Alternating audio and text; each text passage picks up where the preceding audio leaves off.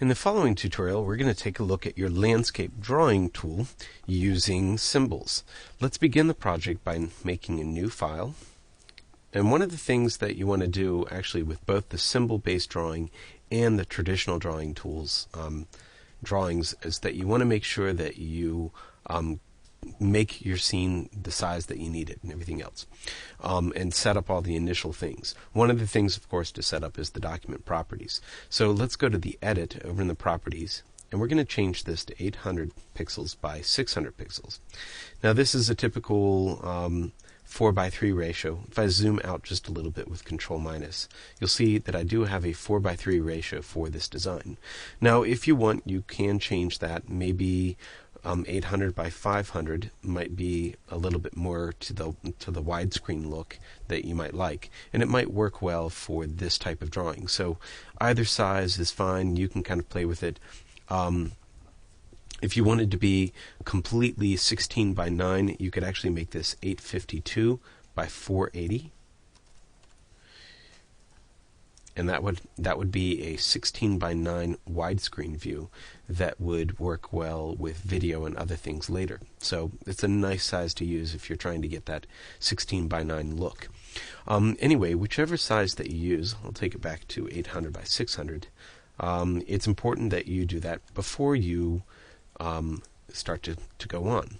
The next thing that we want to do is set up some guides. So let's right-click, show our rulers. Then let's go to our grid and make sure that our grid is set to 10 pixels. We can even show it if you want, and we want to snap to it for sure. This is just so that we can make our guides snap to the edges. And we're going to snap them right to the edge of our drawing. Now the reason that we want to do this will be quickly illustrated when we draw our first object. So I'm going to go ahead and turn off my guide, or my grid, and I'm going to turn off the snapping to the guide. Let's see. I don't want to snap to grid. There we go. And I'm going to lock the guides. That way we can't move these. Now, when we draw our first object, it's going to be just a black oval with no stroke. So let's go to the oval tool, choose black as our color, and then click and drag, holding down the shift key to create a perfect circle. Now, this circle, we didn't try and make sure that it was a standard size or anything, but we could just if we wanted to. I'm going to select the circle, and in the properties, let's just look at our width and height, make sure that those two are exactly the same, and if you want, we can change it to something like 200 by 200, just to make it a nice even number. It won't really matter what the size is, but it's always nice to start off with something that you know what the values are. This particular item we're going to be turning into a symbol. And we can do that by dragging it into the library, right-clicking and choosing Convert to Symbol, or pressing F8. So this time I'll use Convert to Symbol, and we're going to make it a movie clip, and this is going to be the original circle. There we go. So now that we have this object, you'll notice if I go over to the edge and put this object there, you'll see that the guides actually are showing me where the end of my drawing is. And that's a really good thing for the setup of your drawing, just to make sure that when you're going over the edge, you can see it. If you do not have on your grids, guides, you'll notice that if I have an object that goes over the edge, I really can't tell where that drawing finishes. So it makes it very difficult to be accurate. That's why we definitely want to have these guides whenever possible, because you'll be making a lot of large circles like this one.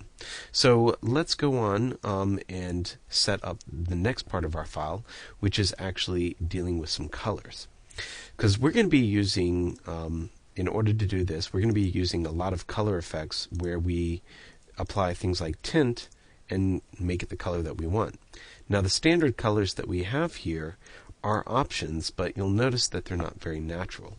So using natural colors would be nice. Let's locate a way to do those.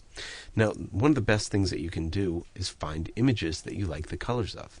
Any of these images might work for you to create a color palette from. One of the ways to create a color palette is by using a tool to help you select colors. And you can actually do that in Flash. If you use copy image, go to Flash, and paste the image, then you could create a series of swatches possibly. And I'll just create a small rectangle up here, or a few of them in a row. Might need to make sure that they're not touching each other. So I'll just duplicate that with the Alt key, just so I have a few little swatches. And I can choose color by going to the Eyedropper Tool and finding a color from there and pasting it onto something else. Then I have to go back to the Eyedropper Tool, find that color, and paste it somewhere else. Now, we can also use tools such as the Eyedropper Tool, and this is the Instant Eyedropper. You'll download this from the website, Instant Eyedropper, and then after you've installed it, you do need to right-click on the options and make sure that you use Copy to Clipboard, and then you can, of course, let's see, we can choose maybe HTML color, and we can change our resolution if we want. Now let's click OK. We can find an image that we like.